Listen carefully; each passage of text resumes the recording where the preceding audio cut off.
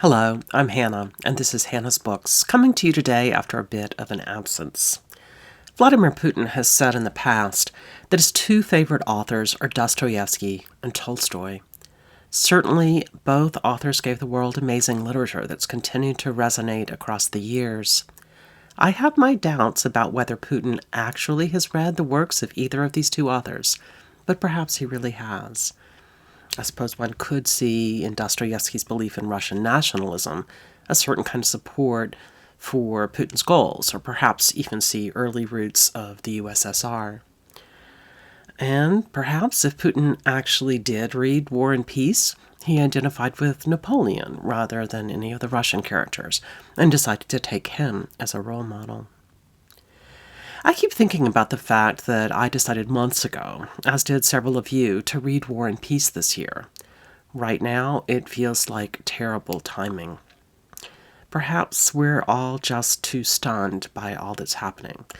Or perhaps even feeling a desire to box everything Russian out of our lives right now.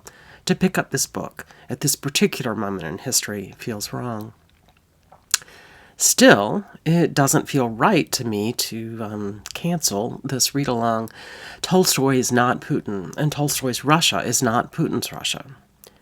I am trying to remind myself that Vladimir Putin is not the only person who says he loves Tolstoy.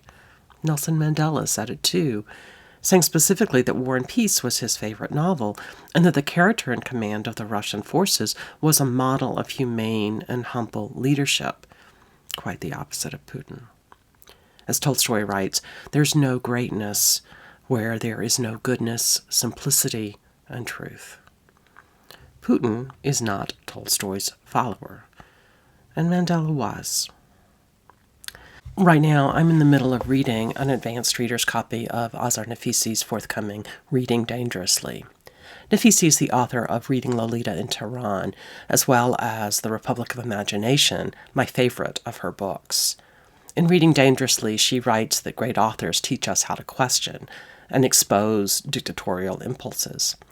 Rather than promulgating the lies that manipulative rulers say, fiction seeks the truth. And part of that truth is a deep sense of shared humanity, a subject that Leo Tolstoy puts at the core of War and Peace.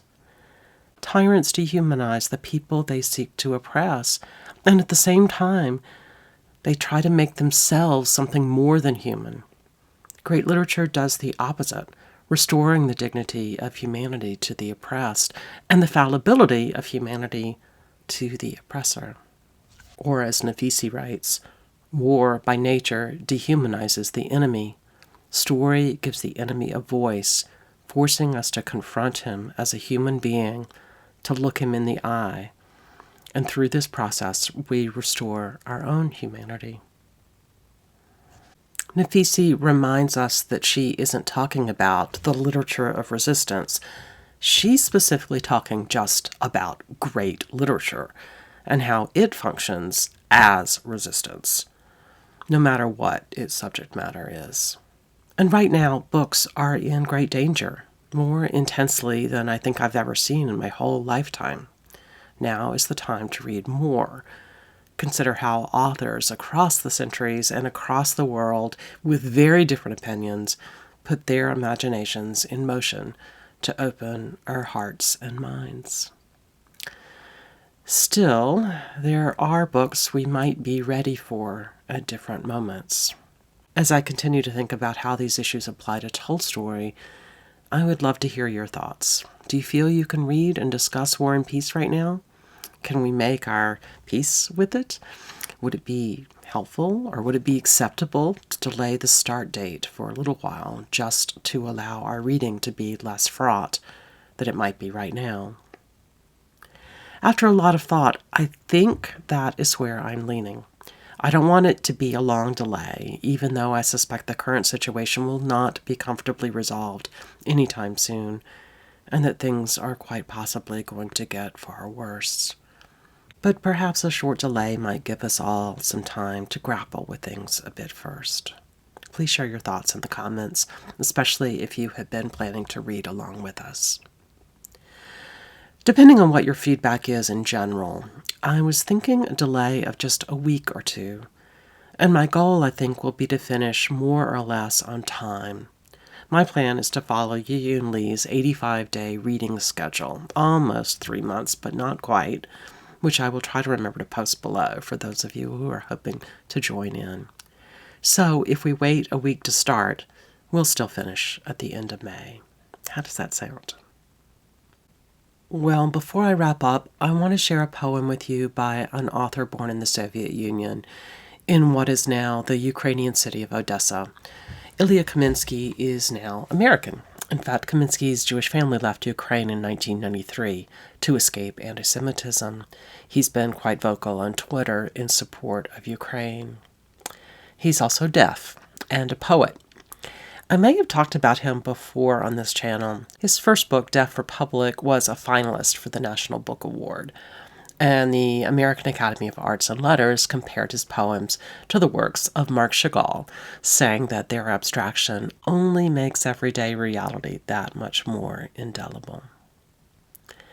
This poem is not about the Ukrainian situation per se, but the poem is about a country in crisis and about war and injustice.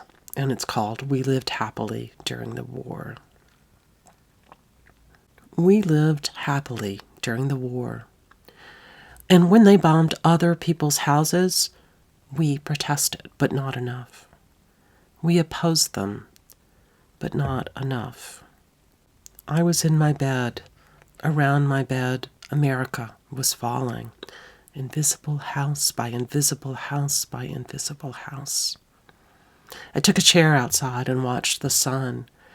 In the 6th month of a disastrous reign, in the house of money, in the street of money, in the city of money, in the country of money, our great country of money, we, forgive us, lived happily during the war. Thanks for being patient this past, 2 weeks, and thanks for being patient today, too. See you soon here on Hannah's Books.